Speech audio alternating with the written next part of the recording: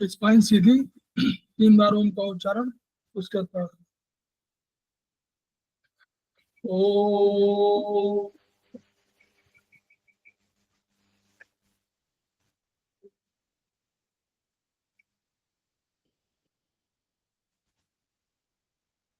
ओ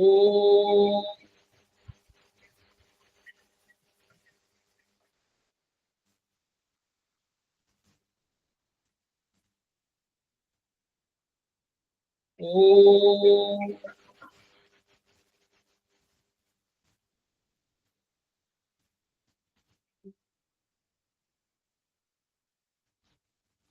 वह शक्ति हमें दो दयानिधि, कर्तव्य मार्ग पर डट जाए, पर सेवा पर उपकार में हम निज जीवन सफल बना जाए।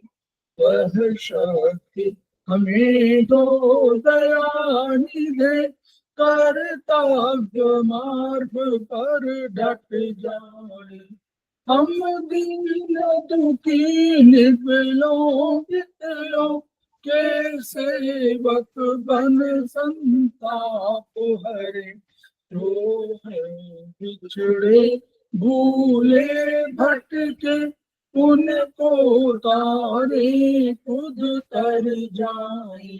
वह शक्ति हमें दो दयानिधि, कर्तव्य मार्ग पर डट जाए, छल द्वेष दंभ पाखंड छूट, अन्याय से निश दिन दूर रहे, जीवन को शुद्ध सरल अपना, शुच प्रेम सुधारस बरसाए।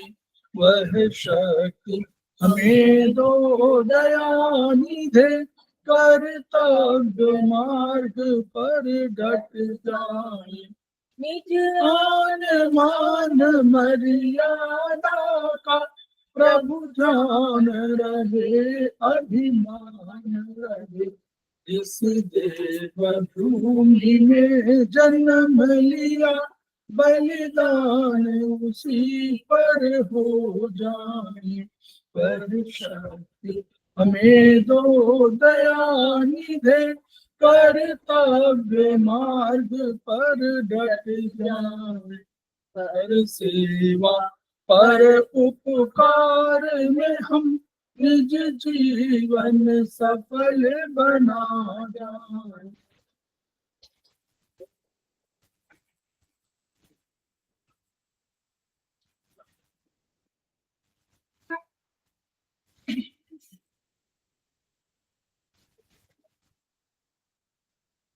हमारी क्लासेस में आप सभी का स्वागत है। हमारे बीच में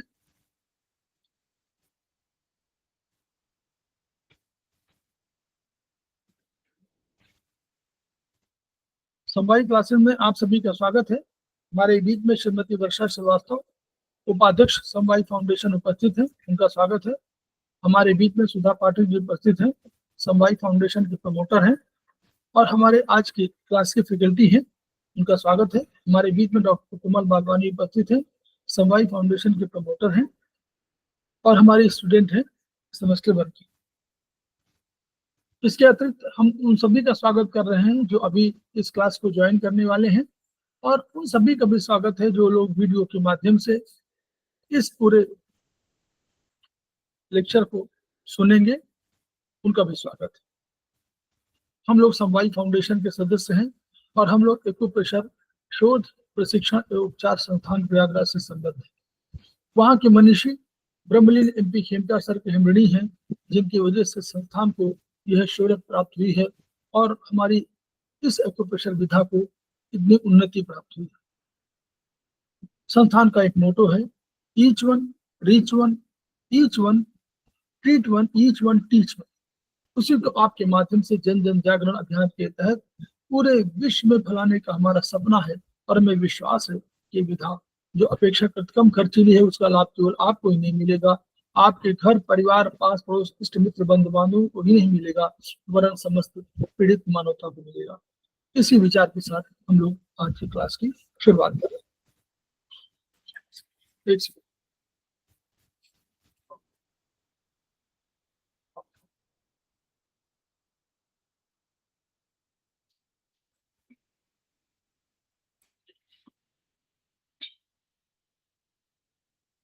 हम लोग इस क्लास की शुरुआत कर रहे हैं और हम लोग आज ट्रीटाइज 7 पर चर्चा करने वाले हैं और इस पर हम लोग आज प्रकाश डालेंगे। लेकिन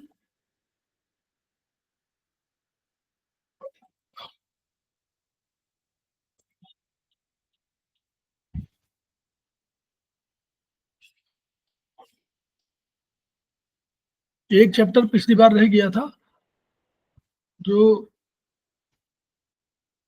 हम लोगों ने फीमेल डिजीज पर किया था, वो अभी एक क्लास के पहले, तो सुधा जी उसको भी आप बाद में इसमें कर लीजिएगा। ठीक है सर। गड़बड़ी के बाद उसको थोड़ा सा रह गया था, तो वो भी पूरा हो जाएगा इसी माध्यम से। हम लोग इस वीडियो के माध्यम से ये कहना चाहते हैं कि हम लोग कोई न तो ज्ञानी है और न ज्ञान के भंडार है, ऐसा कोई हम लोग नहीं कहते। हम लोग सारे लोग अध्ययनरत छात्र छात्रा हैं और हम लोग उनकी श्रेणी में हैं जो अध्ययन करना चाहते हैं कि जो कुछ भी ज्ञान हमको उनका सबने दिया है किताबों के माध्यम से, उस ज्ञान को आत्मसात करें, एक कॉमन स्टडी के साथ, एक ग्रुप स्टडी के साथ हम लोग इसको करें। तो कभी हम अभिमान या कार दबाव किसी को नहीं आना चाहिए कि वो अधिक जानता है। सभी लोग कम जानते हैं, कुछ न्यूनतम है, कुछ उससे थोड़ा अधिक है, बस ये है, कोई चुल्लू भर है, कोई एक बाल्टी है, बस यही है। सागर की अनंत सागर है, ज्ञान का भंडार है, अनंत सागर के रूप में है, और उसमें से हम जो भी ले सके हैं उसको लेते हैं। कोशिश हमारी ये है कि हमारे पास जो भी है हम उसको आपको बांट दें। दूसरा दृष्टिकोण हमारा भारतीय दर्शन का दृष्टिकोण है, जिसमें हम लोग हमेशा प्रार्थना करते हैं कि उसका एक श्लोक है, बहुत बढ़िया श्लोक है, वो पूरा याद नहीं है, लेकिन उसका अर्थ ये है, भावार्थ ये है कि हम गुरु और शिष्य, जो भी गुरु शिष्य की परंपरा में है, जो आज लेक्चर ले रहा है वो गुरु है, जो सुन रहा है वो शिष्य है। तो गुरु शिष्य की परंपरा में जो कुछ भी ज्ञान हम चाहते हैं कि हे ईश्वर, यह ज्ञान हम दोनों को बराबर दो। दूसरा, हम ये ज्ञान ही नहीं प्राप्त करें, हम इस ज्ञान को प्राप्त करने के लिए समाज कल्याण में उतना ही दोनों उपयोगी हो। और अंत में ये प्रार्थना होती है न करें विद्वेष माने प्रतिस्पर्धा। स्वस्थ प्रतिस्पर्धा तो है कि हम ज्ञान अधिक प्राप्त करें, लेकिन विद्वेष न करें, कोई द्वेषपूर्ण व्यवहार न करें कि उसको ज्ञान कम मिले, हमको ज्ञान अधिक मिल जाए। तो ऐसा हम नहीं चाहते हैं। तो ईश्वर से हमारी हमेशा यही प्रार्थना रहती है।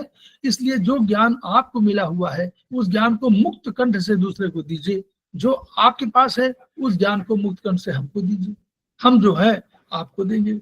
तो इसी धारणा के अनुरूप हम समवायी का जब हम लोगों ने किया था, मैं आपको प्रसंग बता दूं, जब हम लोग समवायी की संस्था हम लोग बना रहे थे, मैं इस प्रसंग को उल्लेख करना, डॉक्टर कोमल आप सुन रही है ना?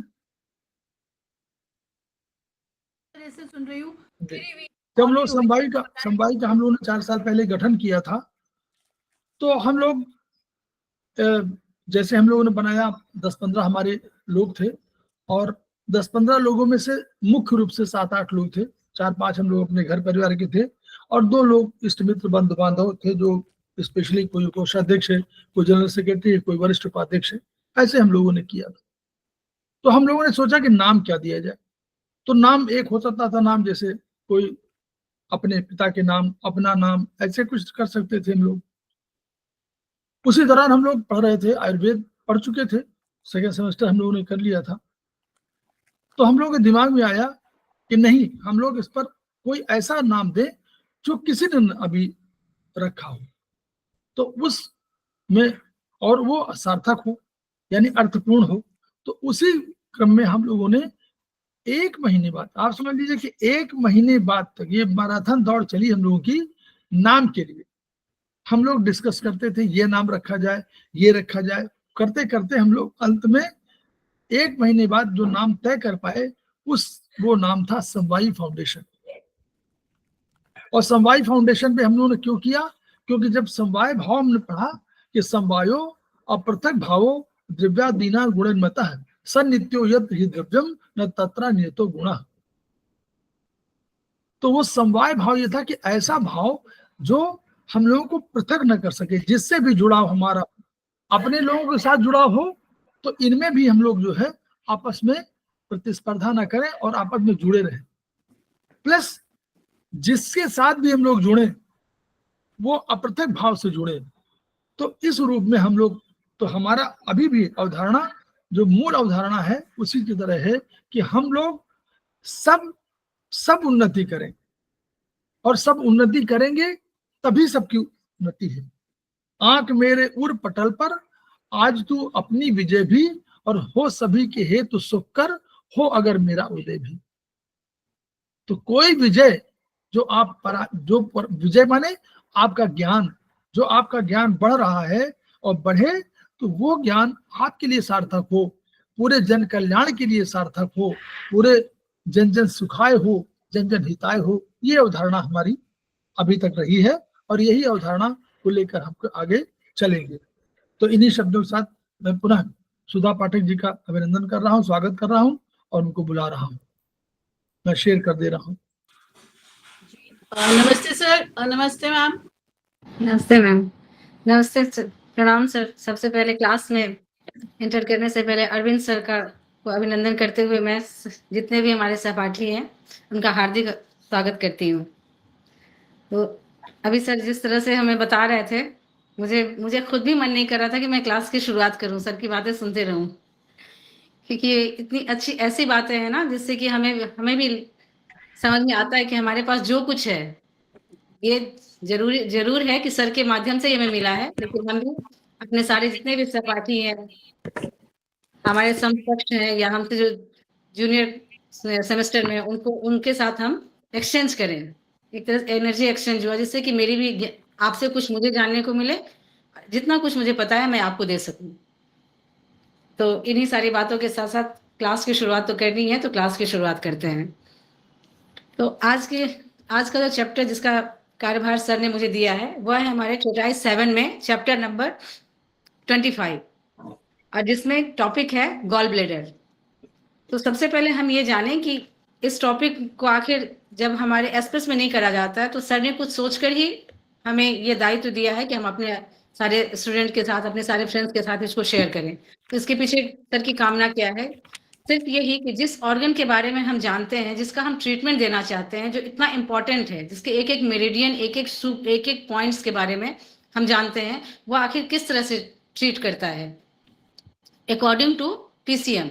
वैसे तो हम गॉल ब्लैडर के बारे में अगर ये देखें, बीएचबी के थ्रू जाने, ह्यूमन एनाटॉमी के थ्रू जाने, वहाँ भी बहुत सारी चीजें हैं, लेकिन इस चाइनीज के क्लास में इसको जानने के पीछे हमारा यह है, हमारी मंशा ये है कि हम उसको इस नजरिए से देखें कि इसके अंदर जितने ये जो गॉल ब्लैडर ऑर्गन है, इसका यूज, इसके हर एक पॉइंट का जो यूज हम ट्रीटमेंट में करते हैं वो किस तरह से करते हैं। तो टीसीएम में जाने से पहले इसको 2-4 लाइन में गॉल ब्लैडर को ह्यूमन एनाटॉमी के, ह्यूमन फिजियोलॉजी के अकॉर्डिंग मैं थोड़ा सा 2-4 लाइन इसके बारे में बताना चाहूंगी। तो गॉल ब्लैडर को हम पित्ताशय कहते हैं। गॉल ब्लैडर को हिंदी में हम पित्ताशय कहते हैं। यह लीवर के नीचे एक नाशपाती या पियर, नाशपाती जो हमारा फ्रूट है, या पियर शेप एक ऑर्गन है जो बाइल या पित्त को संग्रहित करता है, जिसके अंदर बाइल या पित्त संग्रहित कर उसको एक्सक्रिएट करता है। और यह अपने फंक्शन के अकॉर्डिंग, जैसा कि इसका फंक्शन है उसके अकॉर्डिंग यह काम करता है, जिसमें हम देखते हैं कि पित्त वह फ्लूइड है पित्त या बाइल वह फ्लूइड है जो बॉडी में हमारे पाए जाने वाला वह फ्लूइड है जो लीवर उत्पन्न करता है, लीवर सिक्रेट्स करता है, और हम जो फूड खाते हैं, इंटेक करते हैं, खाते हैं, उसमें पाए जाने वाले फैट को पचाने में यह मदद करता है। बाइल जूस के एब्सेंस में हमारे बॉडी में सही ढंग से या पूरी तरह से फैट का एब्जॉर्प्शन मुश्किल है। उसके बाद गॉल ब्लैडर लीवर के ठीक नीचे, और यह सिचुएटेड कहाँ होता है? लीवर के ठीक नीचे स्थित होता है। यह एक पतली सी दीवार वाली नाशपाती के आकार का या पियर शेप्ड ऑर्गन है जिसकी लगभग लंबाई होती है 7 से 10 सेंटीमीटर लंबा होता है, और इसका जो पियर शेप ऑर्गन होने की वजह से जो चौड़ा पार्ट होता है वह 5 सेंटीमीटर चौड़ा होता है। यह हमारे पेट या एब्डोमेन के ऊपरी दाहिने हिस्से में, जहां पर दाहिने पार्ट में जहां लिवर होता है उसके ठीक नीचे स्थित होता है। हमारे शरीर में गॉल ब्लैडर का बहुत इंपॉर्टेंट रोल है, जैसा कि मैंने बताया, बाइल जूस को सिक्रेट करना और फैट को डाइजेशन में हेल्प करना। पर जब कभी यह सही ढंग से अपना काम नहीं कर पाता है, क्योंकि हम ट्रीटमेंट की बात कर रहे हैं, ट्रीटमेंट के कारण इसको पढ़ रहे हैं, तो जब यह सही ढंग से काम नहीं कर पाता है तो यह बाइल जूस हमारे इंटेस्टाइन में नहीं जाकर के, सिक्रेट करने के बाद जो भोजन जाता है स्मॉल इंटेस्टाइन में, जहाँ बाइल जूस इससे मिलता है और वहाँ फैट को ये में पचाने में मदद करता है, वो इंटेस्टाइन में नहीं जाकर फिर लीवर में वापस चला जाता है। और इस तरह से जब लीवर में जाता है तो जहाँ हम जानते हैं ब्लड रहता है, ब्लड स्टोर रहता है, ब्लड का जहाँ कंट्रोल होता है, वहां पर वह पूरे शरीर में ब्लड में मिलकर पूरे शरीर में फैल जाता है। और इस तरह से क्या होता है कि सही ढंग से काम नहीं करने की वजह से पूरे शरीर में बीमारी का कारण बनता है। ऐसे ही जैसे हम हेड एंड स्टमक, इसमें जो बीमारी होती है, अनेक कारण बीमारी तरह जो बताया मैंने बीमारी का कारण बनता है, उसमें होता है हेड और स्टमक का भारी होना, आइज की प्रॉब्लम जनरली इसकी वजह से होती है, लॉस ऑफ एपेटाइट, भूख नहीं लगना, weakness, indigestion, stone in gall bladder, बहुत ही ये फेमस तो नहीं कहूंगी लेकिन बहुत लोगों में पाई जाने वाली बीमारी है गॉल ब्लैडर का स्टोन, इंसोम्निया, गैस्ट्रिक की प्रॉब्लम होती है, कोलेस्ट्रॉल, ये सारी प्रॉब्लम इसकी वजह से होती है। तो ये सारी चीजें तो हमने बीएचबी के अकॉर्डिंग जाना। अब हम टीसीएम के नजरिए से अगर देखते हैं तो यह एक यांग ऑर्गन है। हम सभी जानते हैं कि ये वुड एलिमेंट का यांग ऑर्गन है और इसका पेयर ऑर्गन लिवर है। ये पेयर यिन ऑर्गन लिवर है। ऑर्गन क्लॉक में इसका जो टाइम है वह रात में 11 से रात के 1 बजे तक है। इसमें टोटल 44 पॉइंट्स होते हैं और यह मेडिसिन स्टार्ट होता है। वैसे तो मैं समझती हूँ सारे हमारे जितने भी हमारे स्टूडेंट हैं, जितने हमारे फ्रेंड्स हैं, सभी जानते हैं, फिर भी आई के ईयर साइड में शुरू होता है और इसका लास्ट होता है हमारे 4th टो के स्मॉल फिंगर साइड में होता है, नेल में जाकर के इसका ये है एंड पॉइंट है, उसका एंड पॉइंट GB44 और इसका बैक टू पॉइंट UB, इसका फ्रंट टू पॉइंट है GB24 और बैक टू पॉइंट है UB19, ऑर्गन सोर्स पॉइंट है GB40। तो इसके बाद अब हम अपनी बुक में चलते हैं, treatise 7 chapter number 25 page number 278। Gall bladder में परिशोधित पित्त संग्रहित होता है। जानते हैं कि लिवर से निकलने के बाद जो परिशोधित को जो मॉडिफाइड पित्त होता है वह संग्रहित होता है। वहाँ व्यक्ति को निर्णय लेने की क्षमता गॉल ब्लैडर ही प्रदान करता है। निर्णय लेने की जो क्षमता होती है गॉल ब्लैडर के माध्यम से ही आता है। अस्थि मांसपेशी, tender and ligament, the gall bladder is the upstate official that takes decision. इसकी वजह से गॉल ब्लैडर की वजह से हम डिसीजन मेकिंग लेने की हिम्मत आती है। अस्थि, टेंडर और लिगामेंट को ऊर्जा गॉल ब्लैडर से ही मिलती है तथा पोषण लिवर से मिलता है। जैसा कि हम जानते हैं कि टेंडन और लिगामेंट को जो न्यूट्रिशन मिलता है वो लिवर से मिलता है, लेकिन उसको जो ऊर्जा एनर्जी मिलती है वह गॉल ब्लैडर से मिलती है। इसके बाद है गॉल ब्लैडर के कार्य, पित्त को संग्रहित एवं उत्सर्जित करना, जैसा कि हमने भी देखा, संग्रहित भी करता है और उसको एक्सक्रीट भी करता है इंटेस्टाइन में, भोजन को पचाने में। निर्णय लेने की क्षमता का प्रदान करता है। मांसपेशियों का नियंत्रण, पित्त को संग्रहित एवं उत्सर्जित करना, ये किस तरह से करता है ये देखते हैं। गॉल ब्लैडर को लिवर में से परिशोधित पित्त प्राप्त होता है जिसे वह संग्रहित करता है तथा जब पाचन हेतु इसकी आवश्यकता होती है, जब डाइजेशन में इसकी जरूरत होती है तो वह पित्त को एक्सक्रिएट करता है। बाइल उत्सर्जन के लिए पित्ताशय को आवश्यक ऊर्जा लीवर से मिलती है। ये हम सभी जानते हैं कि आवश्यक जो की है वो लीवर से मिलती है। पर जब कभी भी लीवर की स्टेगनेंट हो जाता है, स्टेटस हो जाता है, तो पित्ताशय का पित्त का स्राव सही ढंग से भोजन में इंटेस्टाइन में नहीं होने की वजह से उसका डाइजेशन अवरुद्ध हो जाता है।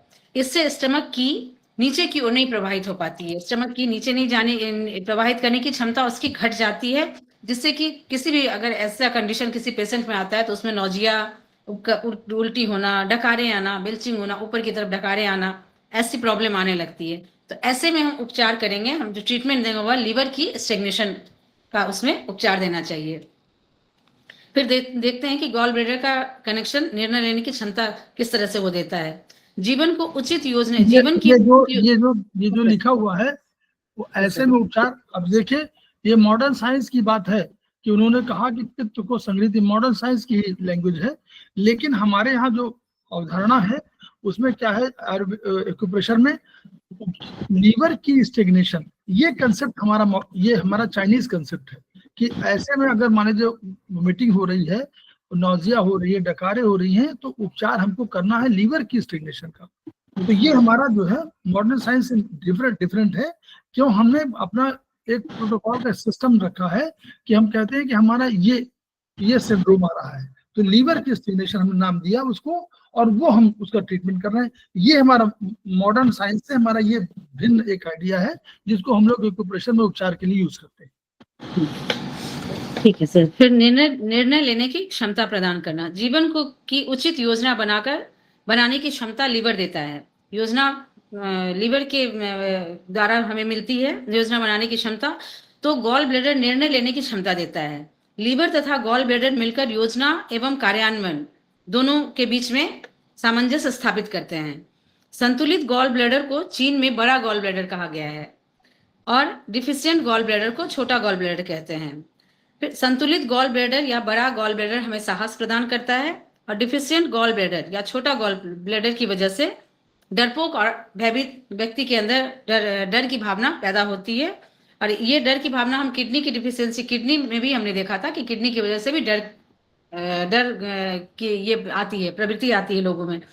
ऐसे ही छोटे गॉल लेकिन थोड़ा सा देखिए, बस यही अब फिर बता, जो हम लोग बार बार कह रहे हैं कि निर्णय लेने की क्षमता प्रदान करना, तो ये कंसेप्ट कहीं मॉडर्न साइंस में नहीं है। तो ये नहीं कहता कि नहीं, हमारे यहाँ क्या है, जीवन को उचित योजना बनाता कौन है? लीवर। यानी अभी आपकी प्लानिंग बढ़िया है तो वो आपका लीवर बढ़िया है। अगर आप बढ़िया प्लान कर रहे हैं तो लीवर बढ़िया फंक्शन कर रहा है। लेकिन अगर उस योजना कर रहे हैं, उस योजना को साहस कौन देगा? साहस माने निर्णय लेने की क्षमता। अगर आपने कहा कि हमको ये काम कल से शुरू करना है, ये योजना बना दिया उसने, लीवर ने, लेकिन आपको ये साहस कि आप ये करें कि ना करें, ये जो साहस है वो दे रहा है कौन? Gall bladder. यानी अगर गॉल ब्लैडर नहीं हुआ तो ये निर्णय जो है ये केवल एक्यूप्रेशर की देन है, जो केवल एक्यूप्रेशर बता सकता है और कोई नहीं बता सकता। तो मॉडर्न साइंस नहीं बोलती है कि निर्णय लेने की क्षमता अगर वो है। तो हमारे यहाँ अगर हम लोग कहते हैं कि हमारा डिफिशिएंट गॉल ब्लैडर है, तो हम लोग क्या करते हैं, एक GB40 ऑर्गन सोर्स पॉइंट तो टोन कर देते हैं, वही देगा। तो सिंपल सा है कि अगर आपको निर्णय ये करें, अब आप क्लास ज्वाइन करें कि ना करें, क्लास ज्वाइन करें कि ना करें, मान लीजिए एग्जाम्पल आ रहा, मान लीजिए अगले क्लास को ज्वाइन करना है कि नहीं करना, और आपको ये कहीं समझ में नहीं आ रहा है, आपने प्लानिंग तो कर लिया कि हमको क्लास ज्वाइन करना है, लेकिन ये अल्टीमेटली ये अगला सेमेस्टर करना है कि नहीं करना, या हम करें कि ना पढ़े कि ना पढ़े, ये निर्णय आपको गॉल ब्लैडर देगा। तो GB40 अच्छे निर्णय लेने की बात करता है, इसलिए वो साहस जो है, निर्णय लेने की क्षमता और साहस ये एक ही चीजें हैं, तो वो ठीक है सर। फिर ये जो है निर्णय लेने की क्षमता है, इसमें दो खास बातें हैं। पहला, किसी भी सोच को कार्य के रूप में परिणित करना, जैसा कि हम सभी जानते हैं, परिणित करने के लिए निर्णय लेने की क्षमता गॉल ब्लैडर प्रदान करता है, तथा निर्णय लेने के बाद उसे कार्य के रूप में कन्वर्ट करना उसके लिए लग जाता है, उसमें हमें हार्ट की क्षमता की आवश्यकता होती है। यह क्षमता हमें हार्ट प्रदान करता है। अतः गॉल ब्लैडर अगर डिफिशियंट होता है तो व्यक्ति डरपोक होता है, उसमें साहस की कमी हो जाती है और उसके निर्णय लेने की क्षमता घट जाती है। जरा भी विपरीत परिस्थिति में वह व्यक्ति हतोत्साहित हो जाता है। हृदय मन का आवास होता है, जैसा कि हम पहले से ही पढ़ते सुनते आ रहे हैं, अगर हार्ट डिफिशियंट है, हार्ट डिफिशियंसी के कारण मन कमजोर होता है, तो गॉल ब्लैडर को टोन करने से भी हार्ट एवं मन को शक्ति मिलती है। तो अभी तक हमने देखा है कि हमारे हर एक ऑर्गन एक दूसरे के साथ कनेक्टेड है। तो ऐसे में अगर हार्ट डिफिशियंसी के कारण मन कमजोर होता है, तो गॉल ब्लैडर को टोन करने से भी इसका भी पॉजिटिव असर हार्ट के ऊपर पड़ता है, जिससे कि हार्ट एवं मन को शक्ति मिलती है।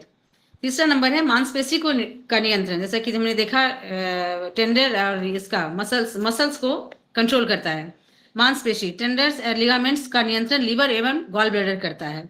लीवर मांसपेशी को पोषण प्रदान करता है तथा गॉल ब्लैडर मांसपेशी को की या ऊर्जा प्रदान करता है, जिसमें उसका परिचालन, मूवमेंट एवं एगिलिटी उचित तरीके से हो पाता है। इसलिए GB34 is the influential point for tender और ligament, इसमें कि GB34 इन्फ्लुएंशियल पॉइंट है टेंडर और लिगामेंट के लिए। उस पर हमें ट्रीटमेंट करने से जितने भी उसकी टेंडर मसल्स के जितने भी मूवमेंट होते हैं उसको कंट्रोल करने में हमें मदद मिलती है। फिर गॉल ब्लैडर के कारण जो हमें ये पर अब आप देखिए लीवर क्या है, लीवर इन ऑर्गन है। Yes sir. और गॉल ब्लैडर कौन सा है, यांग ऑर्गन। आप देखिए पोषण माने न्यूट्रिशन, न्यूट्रिशन माने भोजन, है ना। न्यूट्रिशन माने भोजन हुआ ना। भोजन क्या है, भोजन इन स्वरूपा है। याद करिएगा, भोजन को हमने पहले क्लास में बताया था शुरू में, जब इन यांग की बात है, भोजन इन स्वरूप है, यानी इन स्वरूप है, इन की तरह है। क्यों, वो कंटेंट है, वो कंटेंट है। और ये क्या है, ऊर्जा है, फंक्शनैलिटी है। तो यानी गॉल ब्लैडर क्या है, यांग है। तो यांग को क्या, यांग दे रहा, क्या दे रहा है, ऊर्जा दे रहा है। और ये क्या दे रहा है, ये पोषण दे रहा है, न्यूट्रिशन दे रहा है। तो आपको याद करने की जरूरत नहीं है, लीवर है तो न्यूट्रिशन देगा, क्योंकि लीवर इन है ऑर्गन, तो न्यूट्रिशन देगा। और गॉल ब्लैडर है तो ऊर्जा देगा। तो यांग है, यांग माने की माने यांग, की माने ऊर्जा, ऊर्जा माने यांग। तो वो यांग जो है, गॉल ब्लैडर यांग ऑर्गन है, यांग ही तो देगा, तो वो की देगा। ठीक है, इसलिए ऐसे को याद करने के लिए बहुत जरूरत नहीं है। लीवर मांसपेशियों को पोषण देगा, इसलिए कि वो पोषण ही देगा क्योंकि इन है, और गॉल ब्लैडर की देगा क्योंकि यांग है। ठीक। फिर ड्रीम्स, अगर गॉल ब्लैडर डिफिशियंट होता है तो व्यक्ति प्रातः जल्दी उठ जाता है और फिर वह सो नहीं पाता है। अतः गॉल ब्लैडर डिफिशियंट होता है तो व्यक्ति को जब गॉल ब्लैडर डिफिशियंट होता है तो व्यक्ति को सपने में लड़ाई, कोर्ट की पेशी और आत्महत्या के स्वप्न आते हैं, ड्रीम्स आते हैं। तो ऐसे में अगर हम कम से कम GB40 को अगर हम टोन भी कर देते हैं तो इसमें बहुत अधिक इसमें पेशेंट को सुधार आता है, नींद भी अच्छी आएगी और ऐसे उन्हें ड्रीम्स से भी उन्हें छुटकारा मिलेगा। फिर गॉल ब्लैडर तथा लीवर का संबंध, वैसे तो हम समझते हैं कि सारे सबको पता है, फिर भी गॉल ब्लैडर का पित्त को स्टोर करने तथा पाचन हेतु पित्त के एक्सक्रिएशन के लिए आवश्यक ऊर्जा लीवर प्रदान करता है। यिन यांग और कपल पेयर ऑर्गन के अलावा जो रिलेशन है वह है गॉल ब्लैडर का पित्त को स्टोर करने तथा पाचन, भोजन को पचाने के लिए जो पित्त के स्राव के लिए ऊर्जा होती है, आवश्यक ऊर्जा, वह लीवर देता है। जीवन की योजना बनाने के लिए स्वस्थ लीवर हमारी मदद करता है तथा इस संदर्भ में उचित निर्णय लेने की क्षमता हमें गॉल ब्लैडर प्रदान करता है। तो इस तरह से इन दोनों का संबंध एक इस रूप में भी हम देखते हैं। फिर भोजन, अत्यधिक कैसा भोजन गॉल ब्लैडर को पसंद है या किसकी वजह, किस तरह के भोजन से उसमें बीमारी बढ़ सकती है। अत्यधिक अगर चिकना युक्त है, चिकना और चर्बी युक्त भोजन से गॉल ब्लैडर में आर्द्रता बढ़कर रोग हो सकता है। जबकि गॉल ब्लैडर में जो बाइल जूस को ये करता है, सीक्रेट करता है, वो फैट को ही पचाता है, फैट के डाइजेशन में काम आता है। लेकिन अगर वो भी अधिक हो जाए तो ऐसे में गॉल ब्लैडर में ह्यूमिडिटी बढ़ जाएगी, आर्द्रता बढ़ जाएगी और किसी भी ह्यूमन में, किसी भी मानव में, किसी भी प्राणी में इसमें बीमारी हो सकती है। फिर इससे इमोशन, गॉल ब्लैडर के साथ इमोशन किस तरह से है, क्रोध, दबे क्रोध एवं बदले की भावना से गॉल ब्लैडर हीट बढ़ जाता है। तो हमने क्रोध का संबंध लीवर से भी देखा था और इसका पेयर ऑर्गन होने की वजह दोनों में कमोवेश एक ही तरह की इमोशंस हैं। क्रोध, दबे क्रोध और बदले की भावना से गॉल ब्लैडर हीट बढ़ जाती है तथा मुंह का स्वाद कड़वा हो जाता है, प्यास अधिक लगती है, सरदर्द, इरिटेशन आदि हो जाता है। तो अभी हमने एक चीज और भी देखा है कि अगर नींद सुबह में नींद नहीं आती या सही ढंग से नींद नहीं आती तो वैसे कंडीशन में भी पेशेंट का मुंह कड़वा हो जाता है। और अगर गॉल ब्लैडर में हीट बढ़ जाती है, तब भी पेशेंट या किसी भी इंसान का मुंह करवा हो जाता है। तो दोनों में इस तरह का भी कनेक्शन है। हीट बढ़ने से नींद भी नहीं सही आएगा और उसमें मुंह का करवापन बना रहेगा। फिर मौसम का देखिए, कैसा प्रभाव क्रोध, पड़ता है? तात्कालिक क्रोध होगा, वो यांग Yes, है। sir. तात्कालिक क्रोध क्या है? यांग। तो Yes, यांग include- कार्बनर है। तो तात्कालिक क्रोध जो होता है, अचानक आया, आंधी तूफान की तरह, बाढ़ की तरह आया, वो है आपका गॉलब्लैडर। और अगर आपको दबा हुआ आया, धीरे धीरे करके आया, तो वो इन है, इसलिए वो दबा हुआ क्रोध कौन है? लीवर। ठीक है सर।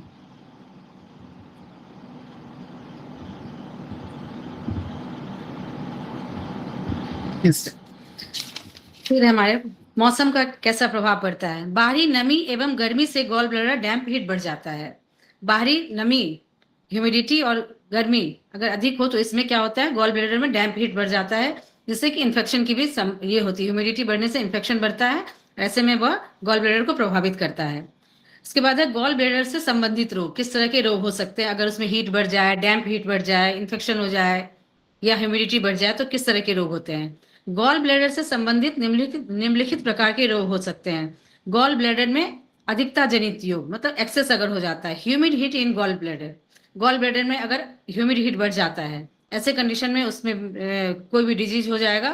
गॉल ब्लैडर में कमी जनित या डिफिशियंसी टाइप कंडीशन में भी गॉल ब्लैडर में बीमारी हो सकता है। अब हम एक एक करके देखते हैं। Gall bladder deficiency, gall bladder में अगर की डिफिशियंसी हो जाए तो इसमें दोनों तरह के पैटर्न बताएं, एक्सेस पैटर्न और डिफिशियंट पैटर्न। तो हम एक एक करके देखते हैं। एक्सेस पैटर्न में है humid heat in gall bladder. अगर ह्यूमिड हीट गॉल ब्लैडर में होगा तो वो एक्सेस पैटर्न को दिखाता है, कंडीशन को। और गॉल ब्लैडर डिफिशियंसी के केस में गॉल ब्लैडर डिफिशियंट होगा, की डिफिशियंट हो जाएगा, तो ऐसे कंडीशन में वह गॉल ब्लैडर डिफिशियंसी को दिखाता है।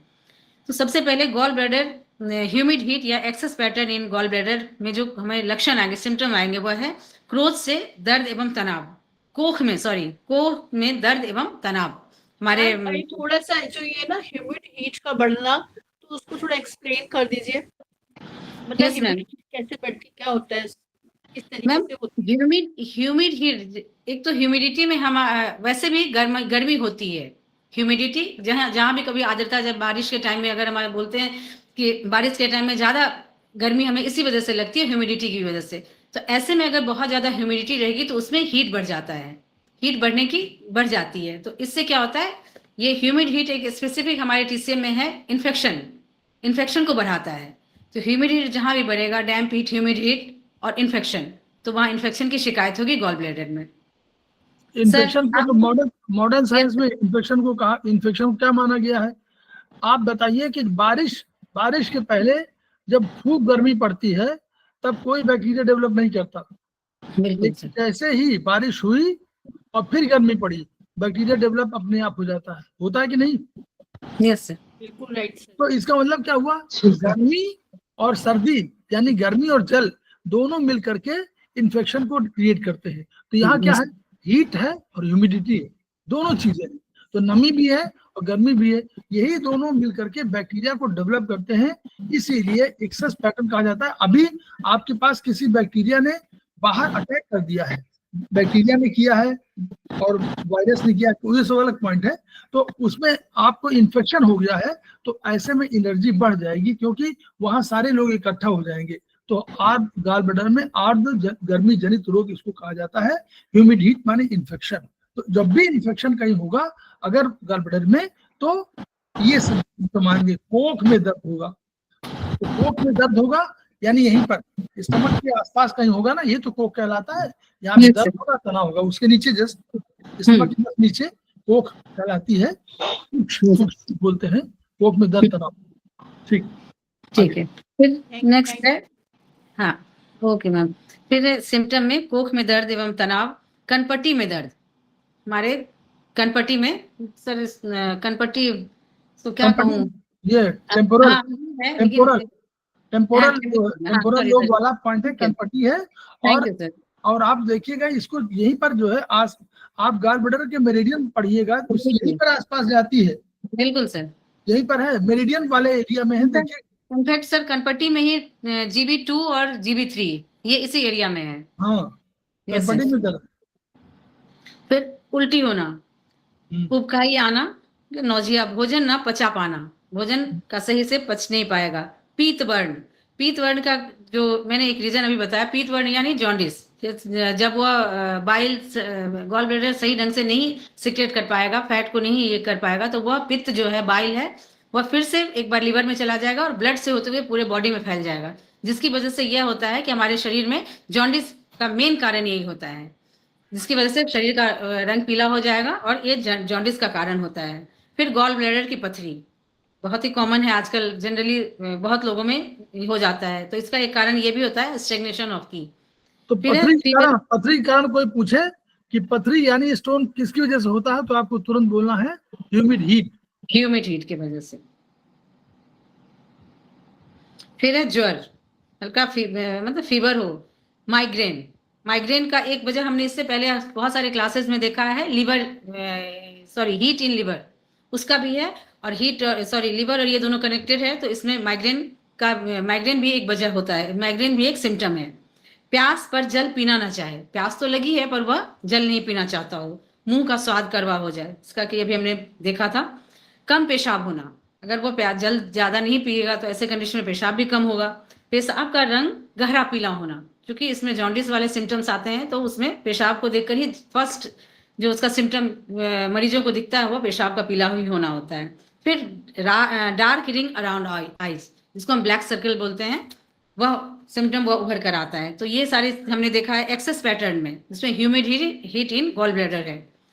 डिफिशियंसी पैटर्न में हम देखते हैं इसी में आगे जीव, इसी में सॉरी सर, पूरा अच्छा, पूरा पूरा। ओ ठीक है सर, ये पूरा कर देती हूँ। फिर ये अभी हम इसी को देखते हैं, humid heat in gall bladder. इसमें जीभ, हमारे टंग में जो सिम्टम नजर आएगा वह है जीभ पर पीली मोटी परत, कभी कभी यह परत जीभ के दोनों तरफ होती है तथा कभी कभी केवल एक तरफ, खासकर दाहिनी तरफ होती है। यह पीली परत जो होती है दोनों साइड भी हो सकती है, और चूंकि लीवर गॉल ब्लैडर दाहिने साइड है तो खासकर यह दाहिने साइड तो होगी ही, लेकिन अगर ज्यादा बढ़ जाए कंडीशन पहले न रोका जाए तो दोनों साइड भी दिखते हैं। नब्ज, पल्स, सूत की तरह पतली नब्ज होती है, अगर नब्ज को हम डायग्नोस करें तो वह सूत की तरह बिल्कुल पतली होती है। रोग के प्रकार, अब हम देखते हैं रोग के प्रकार। गॉल ब्लैडर में स्टोन, पथरी होना बताता है कि काफी समय से गॉल ब्लैडर में आर्द्रता, जैसा कि सर ने बताया ह्यूमिड हीट इसके साथ गर्मी है, वह स्टेगनेंट हो गई है, जिससे जो कि स्टोन का फॉर्म होता है, स्टोन के फॉर्म में वह कन्वर्ट हो जाता है। एक्यूपंक्चर के चिकित्सकों को यह बात ध्यान में रखनी चाहिए कि ह्यूमिड हीट से स्टोन बनते हैं। पहले इसका हम अब इलाज के बारे में बता रहे हैं। पहले स्प्लीन की कमी होकर शरीर में आर्द्रता, ह्यूमिडिटी बढ़ेगी, ये हम सभी जानते हैं। स्प्लीन की में अगर कमी आती है, डिफिशियंसी आती है, तो ह्यूमिडिटी बढ़ती है।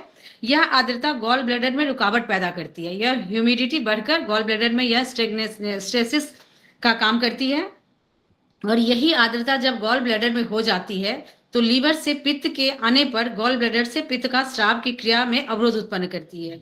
और यही जब आर्द्रता, ह्यूमिडिटी जब बढ़ जाती है तो लीवर से जो पित्त सिक्रेट होता है, जो कि हमारे गॉल ब्लैडर में आकर स्टोर होता है, वह क्या उसको, उस क्रिया को, उस फंक्शन को अवरोधित करता है, प्रभावित करता है, जिसकी वजह से कोख में दर्द, तनाव होता है। आर्द्रता आमाशय में होती है, जब आर्द्रता आमाशय स्टमक में होती है तब वहां पर ऊर्जा तथा भोजन को नीचे की ओर प्रवाहित होने में रुकावट होता है। हम जानते हैं स्टमक की नीचे की ओर आती है, लेकिन ऐसे कंडीशन में क्या होता है कि स्टमक की को वो नीचे आने में रुकावट पैदा करता है, और इससे नोजिया और वोमिटिंग होती है। वो सही ढंग से काम नहीं करने की वजह से नीचे की तरफ की नहीं आएगी, इसके कंडीशन में नोजिया और वोमिटिंग के सिम्टम उसमें आएंगे। गॉल ब्लैडर में जब गर्मी हो जाती है तो मुंह का स्वाद कड़वा हो जाता है, तथा प्यास अधिक लगती है, पेशाब का रंग गहरा हो जाता है, और जब गर्मी के साथ आर्द्रता भी होती है तो प्यास तो रहती है पर पानी पीने का मन नहीं करता है। तो एक तरफ तो सिम्टम बताया, और सिम्टम किन किन वजहों से है उसको भी यहाँ पर इसका भी क्लियरिफिकेशन यहाँ दे दिया गया है। तो उसके बाद है रोग के कारण। एक्सेस टाइप ऑफ में रोग के कारण होते हैं, जब क्रोध का भाव अधिक दिनों तक दबा रह जाता है तो लीवर की में रुकावट तथा गर्मी बढ़ जाती है। जैसा कि सर ने भी बताया, बहुत दिनों तक दबे रहने की वजह से वह है क्रॉनिक हो जाएगा, मतलब बहुत दिन क्रॉनिक की तरह लीवर की में रुकावट से गर्मी बढ़ जाएगी, इसके बाद यह रुकावट तथा गर्मी गॉल ब्लैडर में भी हो जाती है। अगर वही लिवर हीट का ही उपचार नहीं करते हैं तो यह बढ़ते बढ़ते फिर गॉल ब्लैडर में भी गर्मी और रुकावट का रीजन बन जाती है। फिर है अत्यधिक चर्बी युक्त भोजन करते रहने से आर्द्रता एवं गर्मी बढ़ती है। गर्मी जब अधिक दिनों तक गॉल ब्लैडर में रुकी रह जाती है तो यह गॉल ब्लैडर की पथरी बन जाती है। इसी गर्मी को आर्द्रता और गर्मी बढ़ती है और उसको अगर हम ट्रीट नहीं करें तो वह बढ़कर गॉल ब्लैडर की पथरी के रूप में सामने आती है। मौसम में ह्यूमिड हीट के कारण भी गॉल ब्लैडर में ह्यूमिड हो जाती है, जिसकी वजह से इतने सारे प्रॉब्लम अभी हमने देखे थे। और इसका ट्रीटमेंट हम देंगे।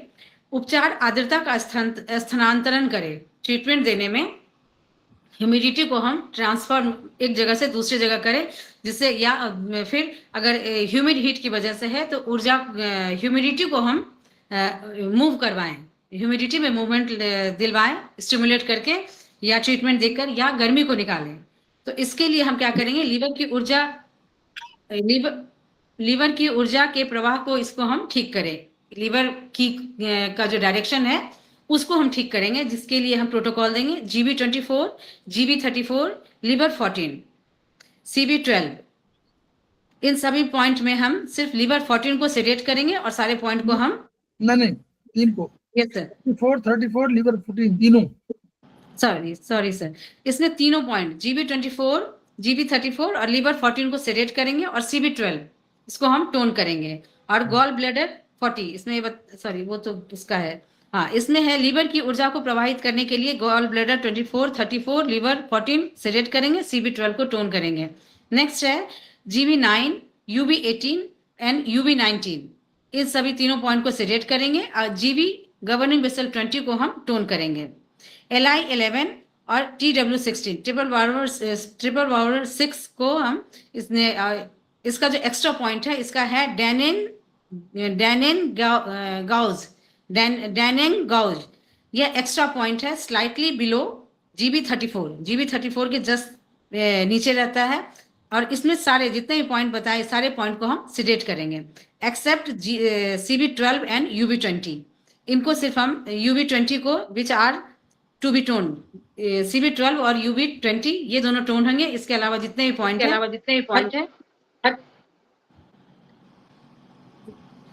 जिसमें कि सारे पॉइंट सारे प्रोटोकॉल अलग अलग है ना मैम? इसमें दो नहीं, 1 2 3 4 प्रोटोकॉल नहीं एक ही प्रोटोकॉल है, एक ही प्रोटोकॉल, ऊपर वाला एक ही प्रोटोकॉल है।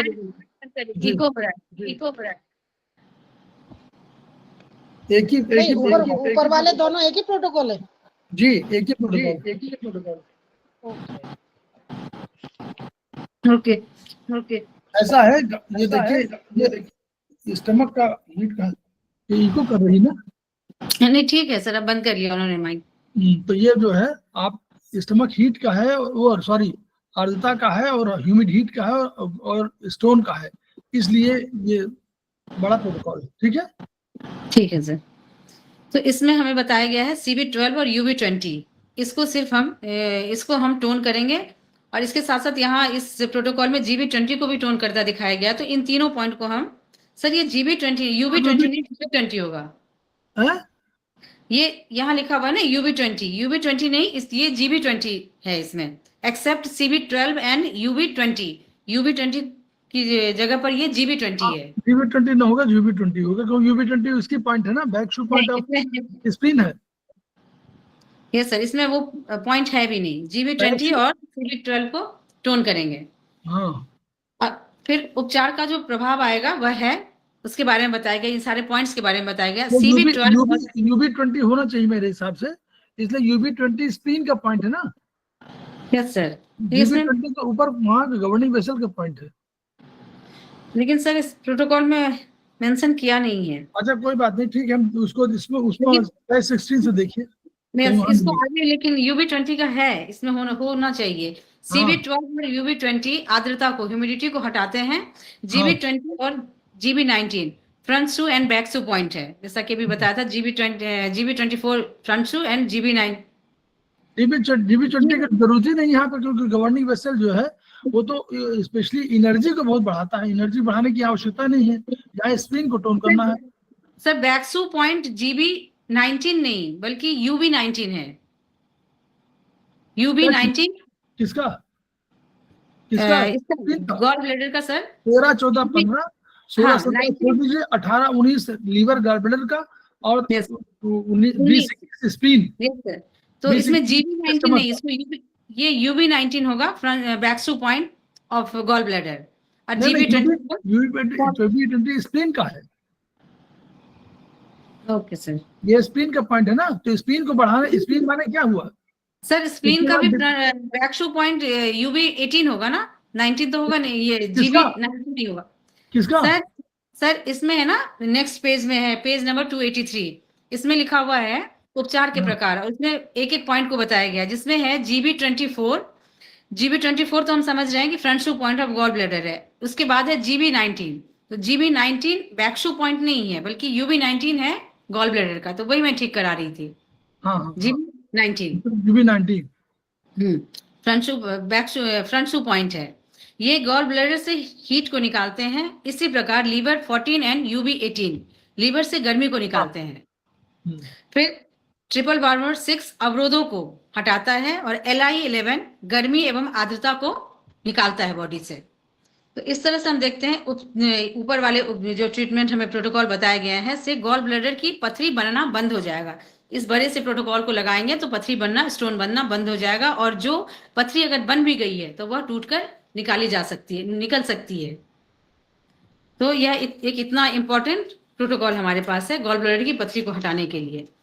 इसमें अभी तक हमने एक्सेस पैटर्न को देखा, फिर अब एक बार डिफिशिएंट पैटर्न को देखते हैं। इसमें है गॉल ब्लैडर में ऊर्जा की कमी। फिर हम एक बार पेज नंबर 280 में आकर देखते हैं गॉल ब्लैडर में ऊर्जा की कमी जनित रोग, ऊर्जा की कमी की वजह से किस तरह की बीमारियां होती है।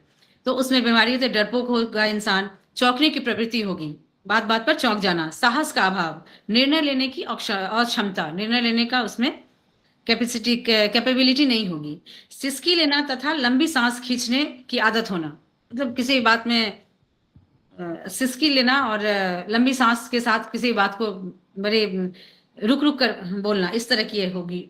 फिर चक्कर आना, धूमिल दृष्टि, ब्लर विजन उसका होगा, नौजिया, अंदरूनी बेचैनी, एंजाइटी जिसको बोल सकते हैं, अंदरूनी बेचैनी होना, इंसोम्निया होना। इसमें जीभ होगा पीली एवं सामान्य होगी, पीली या सामान्य होगी। फिर नब्ज उसकी बिल्कुल कमजोर होगी, वीक नब्ज होगी। रोग के प्रकार, गॉल ब्लैडर में ऊर्जा की कमी होने से व्यक्ति डरपोक होता है, हम सभी जान चुके हैं, और उसमें साहस की कमी भी होती है। डरपोक होने की वजह से साहस की कमी होगी, वह निर्णय लेने की क्षमता खो देता है। गॉल ब्लैडर को अपने कार्य संपादन के लिए जो ऊर्जा लीवर से मिलती है, की लीवर से मिलती है, जब लीवर में ऊर्जा की कमी होगी तो गॉल ब्लैडर भी उससे प्रभावित होगा। आत्मा का आवास लीवर में होता है तथा लीवर में ऊर्जा की कमी से कायरता और भय उत्पन्न होता है। फिर रोग के कारण, इस तरह के रोग उसमें होंगे। बचपन में बड़ों के द्वारा ये सारे रोग कैसे उसमें डेवलप होते हैं, इसके बारे में बताया गया है।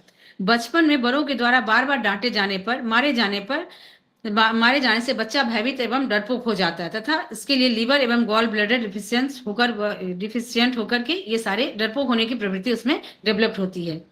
फिर रक्त की अत्यधिक कमी भी भय एवं साहस की कमी का सृजन करती है। अगर ब्लड बहुत ज्यादा कम हो तो डरता भी है, और बार बार चौंकने की जो प्रवृत्ति अभी हमने देखी थी वो भी होती है ब्लड की कमी की वजह से। शरीर में अत्यधिक गर्मी क्रोध का सृजन करती है। गॉल ब्लैडर की कमी की वजह से, डिफिशियंसी की वजह से अत्यधिक क्रोध होगा, वह भी डेवलप होता है। रक्त की कमी से जब भय का सृजन होता है तो रोगी को सोने के समय भय लगने लगता है। लीवर में ऊर्जा की कमी से सब समय बना रहने वाला उसके अंदर भय रहता है, हर एक समय में उसमें, ये लीवर के कारण, लीवर की के कमी की वजह से होता है। और लीवर में ऊर्जा की अत्यधिकता से क्रोध पैदा होता है। अगर लीवर में की कमी हो तो हमेशा डरा हुआ उसमें सिम्टम आएगा, और अगर ऊर्जा अधिक है, की अधिक है, तो वह उसमें क्रोध उत्पन्न होता है। गॉल ब्लैडर को ऐसे कंडीशन में हम जो ट्रीटमेंट देंगे वो गॉल ब्लैडर को टोन करें, ऑर्गन सोर्स पॉइंट को इसको हम टोन कर सकते हैं। तो इसमें है GB40 ऑर्गन सोर्स पॉइंट है, इसको हम टोन करें, और इसके बाद इसमें हम ये प्रोटोकॉल भी दे सकते हैं, GB35, GB36, GB39, GB43 and GB44, सारे पॉइंट को हम टोन करेंगे। और ये भी कहा गया कि इसमें जिस तरह की आवश्यकता हो, अगर GB40 को टोन करने से ही उसमें सुधार आता है तब तो इसकी जरूरत नहीं है, नहीं तो फिर इस प्रोटोकॉल को लगाकर भी इसको हम उसके अंदर से डर और ये सारी जो हमने देखा था सिम्टम उसको दूर कर सकते हैं। फिर है तो- GV40 पर ठीक है। GV40 पर यस सर, बिल्कुल। GV40 जिस ऑर्गन सोर्स पॉइंट पर उपचार देने से रोगी का भय तथा डरपोकपन कम हो जाता है। तो जैसा कि मैंने कहा कि अगर GV40 पर उपचार देने से ठीक हो जाता है तो बहुत अच्छी बात है, नहीं तो ये हम उसके बाद ये प्रोटोकॉल जो अभी हमने देखा था उसको हम सारे पॉइंट को हम टोन करके उसको फायदा पहुंचा सकते हैं। तो तो बहुत क्रोध आता है तो क्या करेंगे? GV40 क्या करेंगे? अगर बहुत क्रोध आता है इसमें, यस सर, बहुत क्रोध आएगा तो क्या करेंगे? बिल्कुल सही पूछा सर आपने। बहुत क्रोध आएगा तो देखिए, एक तो GV40 को आप कर सकते हैं, दूसरा यहाँ देखिए ना, लीवर की यहाँ ये वाला पॉइंट जो है अत्यधिक वाला है, ह्यूमिड भी है लेकिन अत्यधिक वाला भी तो होगा, इसमें लीवर के पॉइंट भी तो होंगे। CV24, 34, लीवर 14, CV12, ये आपको तो अपने आप बता रहा है। अगर आप बहुत क्रोध आ रहा है तो ये पॉइंट तो उसी का है। GB24, 34, लीवर 14, ये उसी के पॉइंट है। CV12 तो आपको कहा गया कि उसको टोन करिए, तो ये पॉइंट अगर उतने पॉइंट भी लगा लेंगे तो भी होगा। GB40 साहस के लिए जरूर यूज करिए। जब भी कभी आपको लगे कि निर्णय लेने की क्षमता नहीं है तो GB40 कर लीजिए। आयुर्वेद में करना हो तो क्या करेंगे? चलिए हम वही बता दीजिए। आयुर्वेद में करना तो क्या करेंगे, बोलिए, वो बताए। सर 3 नंबर पे बहुत बढ़िया, ठीक, बोलिए, वेरी गुड। बंद कर दें इसको, चलिए आगे। अभी दूसरा लेंगे हम, अभी दूसरा लेंगे। हाँ जल्दी 2 मिनट बताइए जल्दी, अभी एक क्लास और होना है। सर थर्ड फिंगर में जो बीच में जो है हमारा यांग ऑर्गन आता है ना, वहाँ पे सर ट्रीटमेंट देंगे। फिंगर नंबर, हाँ इसमें ये फिंगर नंबर है, बोलिए। फिंगर नंबर तो ये है, इंडेक्स फिंगर। 3 हाँ ठीक, बोलिए, आगे आगे कोशिश करिए। सर मिडिल जॉइंट में।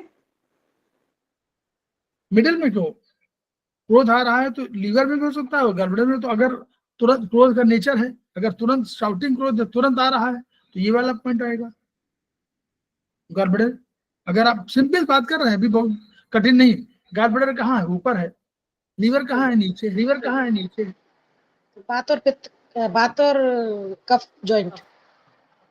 हाँ तो बात ज्वाइन पहले बात ज्वाइन करेंगे।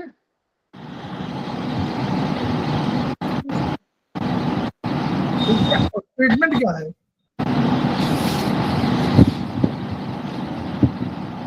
ट्रीटमेंट जल्दी बताइए, बहुत देर नहीं, ये बता चुके हैं कई बार।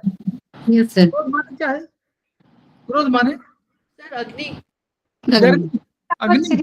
ये तो अग्नि का क्या है? बहुत सिंपल सा है, 2, 3 sedate और 1 photon sir. 2, 3 seeded, 1 photon. Yes sir, उसको गुस्सा आ रहा है, गुस्सा माने अग्नि ट्रांसफर। देखिए, अपने आयुर्वेद में द्रव्य गुणकर्म में ट्रांसफर करिए। अग्नि गुस्सा माने अग्नि, अग्नि कम करना। जैसे आपके नॉर्मल कहीं अग्नि बढ़ी है तो कम कर लीजिए। तो बस आपने कहा कि बात ज्वाइंट में गॉलब्लैडर यहाँ पर है, इसको आपने क्या गॉलब्लैडर पर, अगर हम सिंपल बात कर रहे हैं, अभी कठिन नहीं, इसी में हमको करना है, तो हमने क्या किया, गॉलब्लैडर में 2, 3 सीडेट, 1 फोटोन। अच्छा, और आगे करना हो तो एक CMN-AM है, उसको बता दें आपको, बार बार आप लोग पर कंफ्यूज करते हो। CMN-AM माने हुआ, देखिए सबसे छोटी उंगली हमारे क्या है? 1 है। 1 नंबर में क्या है? आकाश। बोलिए, छोटी उंगली में क्या है? आकाश। इससे बड़ी उंगली ये है, इंडेक्स फिंगर, इसमें क्या है? वायु। इससे बड़ी क्या है? रिंग फिंगर, इसमें क्या है? बोलिए, आकाश, वायु, अग्नि। अग्नि।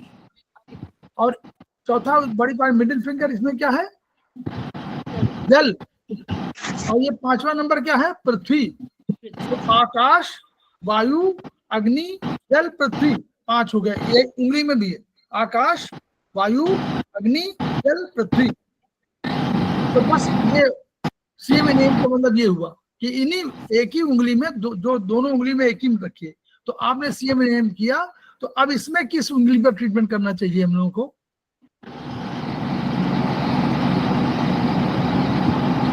इसमें किस उंगली में करना चाहिए बोलिए? CMNM में अग्नि इंडेक्स फिंगर ही आएगी। अग्नि अग्नि अग्नि अग्नि किसमें आएगी? इसमें आएगी ना अग्नि, आकाश वायु अग्नि। तो both ring finger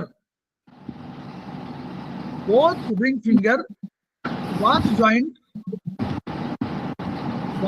both ring finger वात ज्वाइंट 2 3 thread 1 4 टोन।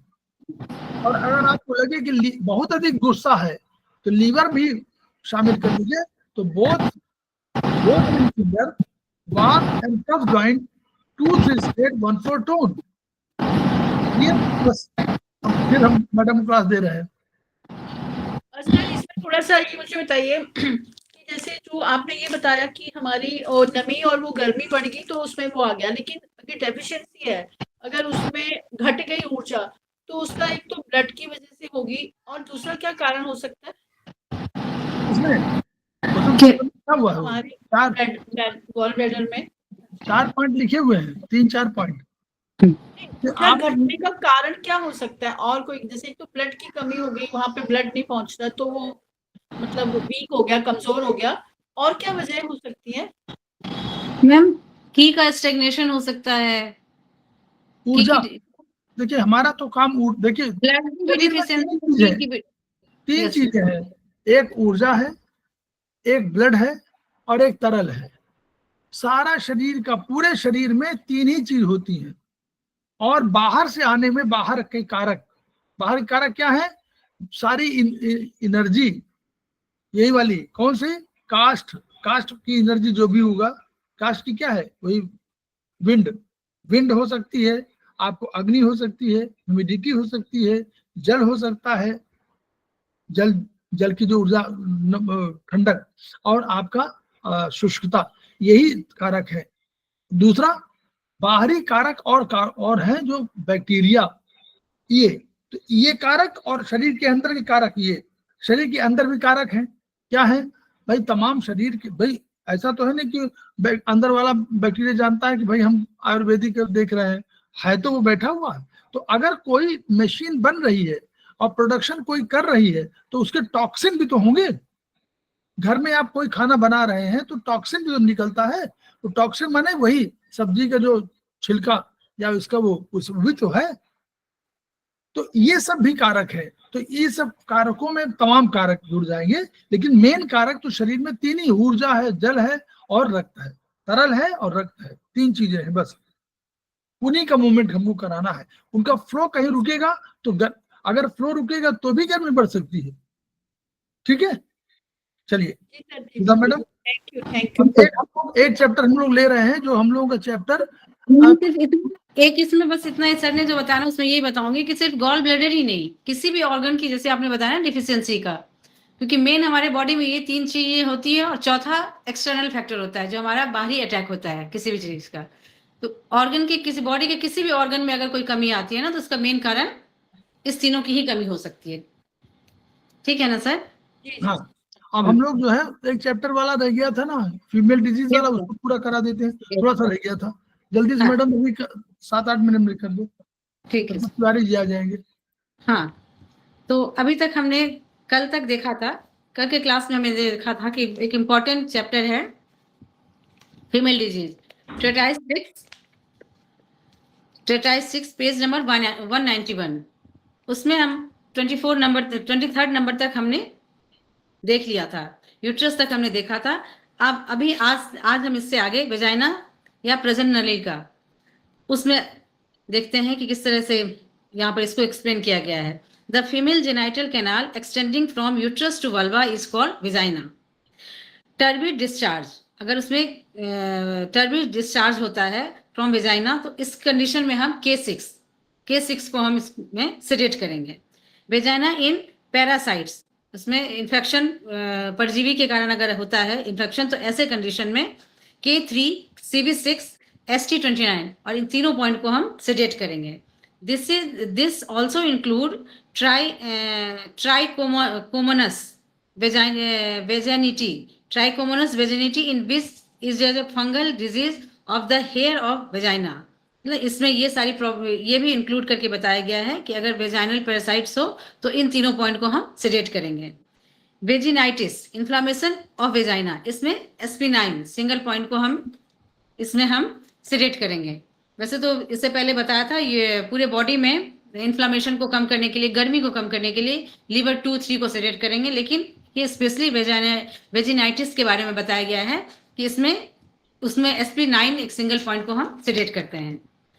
फिर हमारे पास अगला है वेजाइनल प्रोट्रूशन, बाहर निकल आ जाना वेजाइना का। तो ऐसे कंडीशन में हम लीवर 8, K6 और लीवर 1 इन सभी को टोन करेंगे, इन तीनों पॉइंट को हम इसमें टोन करेंगे। फिर है वेजाइनल इचिंग। तो सर इसमें ये पूछना चाहूंगी कि जब प्रोलैप्स, बाहर निकल आना प्रोलैप्स है, तो इसमें स्प्लीन का भी कोई पॉइंट ले सकते हैं ना, कम से कम ऑर्गन सोर्स पॉइंट को ही टोन करके। स्प्लीन भी ले सकते हैं, स्प्लीन इसके साथ साथ SP3 को भी हम लेकर उसको भी टोन कर सकते हैं। हाँ। फिर vaginal itching, there are 2 types of vaginal itching. 2 कारण से होता है, full type and empty type. Full condition में भी और एम्प्टी कंडीशन में। Full type vaginal itching, it is due to damp heat, जो अभी हमने चर्चा की थी, अभी हमने देखा था डैम्प हीट की वजह से, ह्यूमिडिटी की वजह से लीवर मेरिडियन में अगर डैम्प हीट बढ़ जाता है, तो ऐसे में हम ग्रुप 1 इसका हम ये देंगे, ट्रीटमेंट देंगे। Liver 3, liver 5, CV2 and CV3 चारों पॉइंट को इसमें हम सेडेट करेंगे। एड फॉर, इसमें और इसको ऐड करेंगे इसमें प्रोफ्यूज वेजाइनल डिस्चार्ज। अगर वेजाइनल डिस्चार्ज हो रहा है, ये ग्रुप 2 में आ रहा है, इस कंडीशन वेजाइनल डिस्चार्ज के कंडीशन में SP9, ST29 इन दोनों पॉइंट को हम बोथ साइड में सेडेट करेंगे। फिर है जियाक्स formula to clear damp heat and stop itching. जियाक्स फॉर्मूला, सर इसके बारे में नहीं, कुछ हमको भी नहीं मालूम है, कोई होगा। ये कोई फॉर्मूला है जो हमें बताता है डैम्प हीट को क्लियर करना और इचिंग को, वेजाइनल इचिंग को स्टॉप करने में ये काम आता है। और इसमें प्रोटोकॉल देते हैं CV3, liver 11, SP9, SP10 and liver 5 सारे पॉइंट को हम इसमें सेडेट करेंगे। Add other useful points if necessary, इसके बाद भी अगर कंट्रोल नहीं होता है और जरूरत पड़े तो इन सारे पॉइंट को भी हम उसके साथ साथ यूज कर सकते हैं। लीवर 8, SP6, UB67 सारे पॉइंट को इसमें हम सेडेट करेंगे। ग्रुप 2 में जो प्रोटोकॉल बन रहा है यह है this 3 points clear to the damp heat and stop itching. और ये 3 पॉइंट क्या है? CV3, CV7 एंड SP6 सारे पॉइंट को हम सेडेट करेंगे। फिर है एम्प्टी टाइप वेजाइनल इचिंग, ये तो हमने देखा था फुल टाइप ऑफ, अब एम्प्टी टाइप में है। दिस इज यीन वेजाइनल इचिंग और इसमें ट्रीटमेंट हम देंगे K7, K12, CV2, liver 5, ST29 सारे पॉइंट को हम इसमें टोन करेंगे। एंड ऑल्सो मे यूज, अगर जरूरत पड़े तो उसके बाद भी अगर जरूरत पड़ती है तो इसको हम लीवर 8, SP6, UB67 और इस सारे पॉइंट को हम टोन करेंगे। Vaginal itching due to the spleen और किडनी डिफिशियंसी, अब यही सेम प्रॉब्लम किडनी और स्प्लीन डिफिशियंसी की वजह से होता है। तो इस कंडीशन में हम इसमें UB23 एंड ST36 इन दोनों पॉइंट को हम टोन, दोनों साइड में ही दोनों पॉइंट को हम टोन करेंगे। अनबियरेबल इचिंग इन जेनाइटेलिया अनबियरेबल अगर इचिंग होती है तो ऐसे कंडीशन में हम लीवर 8 को हम सेडेट करेंगे। सिंगल पॉइंट बहुत बढ़िया पॉइंट है। Yes sir, single point treatment है लीवर 8, इसको हम सेडेट करेंगे। Vaginal itching with lower back pain, itching lower back pain के साथ अगर होता है तो ऐसे में हम ट्रीटमेंट देंगे UB32, UB52 एंड GB26 तीनों पॉइंट को हम सेडेट करेंगे। पॉइंट इंजेक्शन थेरेपी ऑफ वेजाइनिटिस, ऐसे में हम पॉइंट इंजेक्शन थेरेपी ऑफ वेजाइनिटिस, इसमें हम ट्रीटमेंट देंगे GB1, CV2, GB gall bladder 30, ST36 and SP6 सारे पॉइंट को हम इसमें सेडेट करेंगे। और इसमें ये बताया गया है कि इस जो इंजेक्शन थेरेपी के बारे में इसमें बताया गया है। तो है इंजेक्ट 5 ml सॉल्यूशन में 200 microgram vitamin B12, 1% hydrochloric procaine in case of vaginal itch inject this solution at CV12। तो ये एक तरह से प्रोसेस बताया गया, हमारे ट्रीटमेंट नहीं, इसको जैसे हम इस प्रोसेस में एलोपैथी के ट्रीटमेंट के केस में ले सकते हैं। CV12 की जगह पर इतने ग्राम का B12 को हम इंजेक्ट कराने से इसमें हमें राहत मिलेगी।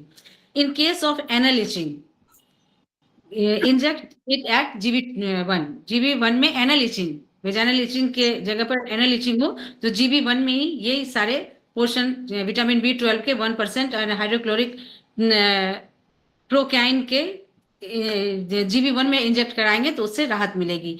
Treat once per day for 10 days। Another injection solution made of 1 ml of vitamin B1 and 0.2 ml of 2.5 procaine inject at GB1 once in every 3 days 10 days treatment given। तो ये हमारे इस थेरेपी से नहीं, इसके एलोपैथिक देखो छोड़ दीजिए, ये हम लोग Yes, ट्राई sir. नहीं किया ना, हम लोग करेंगे। Yes sir. फिर है हमारे पास अनदर, हाँ जी पॉइंट है, another important formula for vaginal itching treatment. उसके बाद एक इम्पोर्टेंट, इस सब अगर ये नहीं होता तो इसको भी हम यूज कर सकते हैं। CV1, CV2, liver 11, SP6 and 9 सारे पॉइंट को हम सेडेट करेंगे। श्रिंकेज इन वेजाइना, इसमें हम ट्रीटमेंट देंगे। ऐसे कंडीशन में लिवर 1, 5 एंड CV3 सारे पॉइंट को हम सेडेट करेंगे। ओवरीज डिम्बास है, ओवरीज के बारे में the 2 generative glands in female contain the ova और the germ cell are called ovaries. Ovaries के बारे में बताया गया है कि हमारा जनरेटिव ग्लैंड है फीमेल में, और इसमें अगर ओवरी में सिस्ट बनता है तो ऐसे कंडीशन में हम ट्रीटमेंट देंगे ST29, CV3, UB32, UB54 and UB60 सारे पॉइंट को हम सेडेट करेंगे।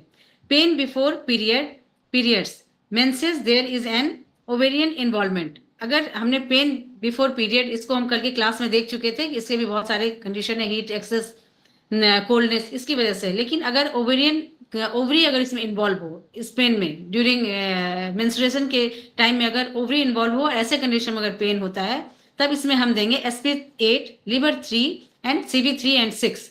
इन चारों पॉइंट को हम सेडेट करेंगे। इन्फ्लामेशन इन ओवरी, अगर इन्फ्लामेशन है ओवरी में तो ऐसे 2 तरह से हो सकता है। Hyper folliculine, hyper female sex hormone, female sex hormone के हाइपर होने की वजह से अगर हाइपर फॉलिकुलाइन होता है, inflammation in ovary hyper folliculine होता है तो ऐसे कंडीशन में K12, K13, GB3, SP6 and CV4 सारे पॉइंट को हम सेडेट करेंगे। और हाइपोफॉलिकुलाइन अगर कम में होता है, हाइपो फीमेल सेक्स ऑर्गन, तो ऐसे कंडीशन में K3, K13, UB67, GB37 and SP6 सारे पॉइंट को हम टोन करेंगे। ये हार्मोनल ट्रीटमेंट है, ये हार्मोनल ट्रीटमेंट है। देखिए यस, हार्मोनल ट्रीटमेंट है। चार होते हैं ना, देखिए 4 ही सेक्स हार्मोन होते हैं। उधर LH और FSH 2 उधर आते हैं, इधर एस्ट्रोजन, प्रोजेस्टेरोन, बस 4 होते हैं फीमेल सेक्स हार्मोन। ठीक है, तो सर आप रहने दो क्या सर, अभी 2 मिनट बस, ये वाला गोनेड बता दिए, खत्म। ठीक है सर। गोनेड, जनन ग्रंथि। गोनेड्स इज अ मेल और female sex gland that produce sex cells. The testis and ovaries any problem of gonads. ये तो गोनाड्स के बारे में बताया गया, मेल फीमेल का सेक्स ग्लैंड है और जो सेक्स सेल्स प्रोड्यूस करते हैं। इसके अलावा अगर इसमें कोई प्रॉब्लम होती है तो ऐसे कंडीशन में हम ट्रीटमेंट दे सकते हैं। 111, SP11, लिवर 12 एंड ST31 सारे पॉइंट को हम, गोनाड में अगर प्रॉब्लम होती है तो इस कंडीशन में इन सारे पॉइंट्स को हम सेडेट कर सकते हैं। फिर सर क्या करूं? क्या बस ये खत्म करिए ना, 27 नंबर खत्म करिए बस, खत्म। अच्छा, इनफर्टिलिटी इन वुमेन। अब महिलाओं में बांझपन, तो इसके बारे में हमने बहुत सारे रीजन कल की क्लास में देखा था और एक इसके साथ साथ इसको भी हम देखते हैं। Infertility due to oviduct adhesion, डिम्ब वाहिनी में चिपकन। अगर ओविडक्ट में अगर चिपकन हो जाती है और ऐसे कंडीशन में इनफर्टिलिटी होती है तो ऐसे कंडीशन में इसको बोलते हैं oviduct is the called fallopian tube. Oviduct fallopian tube को बोलते हैं और ऐसे में उसमें अगर चिपकन होती है, एडेशन होता है तो उसका ट्रीटमेंट है CV2, CV4, ST29 सारे तीनों पॉइंट को हम सजेस्ट करेंगे। इनएबिलिटी टू फॉल प्रेग्नेंट, अगर वो गर्भ धारण किसी तरह से लेडी नहीं कर पाती है तो उसमें उसका फर्स्ट ट्रीटमेंट है CV7, CV4, SP6, liver 4, liver 3 and ST29। सारे पॉइंट को इसमें हम सजेस्ट करेंगे, जिसमें कि हमें बताया गया है। एक बार इसको सिर्फ ये, और सेकेंड ट्रीटमेंट इसमें CV7 is special point for infertility, ये जानना हमारे लिए जरूरी है। CV7 फर्टिलिटी के इनफर्टिलिटी के लिए स्पेशल पॉइंट है। Meeting point of Chongmo and conception vessel. CV4 and K6, CV4 and K6 and LU7 and LU7 sir मैं कंफ्यूज कर रही हूँ। CV4 and K6 and conception vessel में है LU7 and LU7 K6 LU7 LU7 K6 SP4 and SP4 P6 P6, sorry, हाँ मैं confuse कर दी, sorry sir. Pericardium. हाँ, तो इन दोनों पॉइंट के बारे में इसने बताया। Meeting point of Chongmo and conception vessel. CV4 is meeting point for spleen, conception vessel, kidney and liver. SP6 is the meeting point of liver, spleen and kidney. फिर liver 3 and liver LI4 are the 4 gates. ST29 remove stagnation of blood in abdomen. तो इन सारे point जिसको treatment के लिए लगाने के लिए कहा उसके बारे में हमें बताया गया है। और इनफर्टिलिटी, प्रेगनेंसी में इनएबिलिटी अगर आती है कंसीव करने में तो उसका सेकेंड ट्रीटमेंट बताया है हमें। CV7, CV3, SP9, SP10, liver 5 and जिंगॉन एक्स्ट्रा पॉइंट है। इन सारे पॉइंट्स को हम सिलेक्ट करेंगे।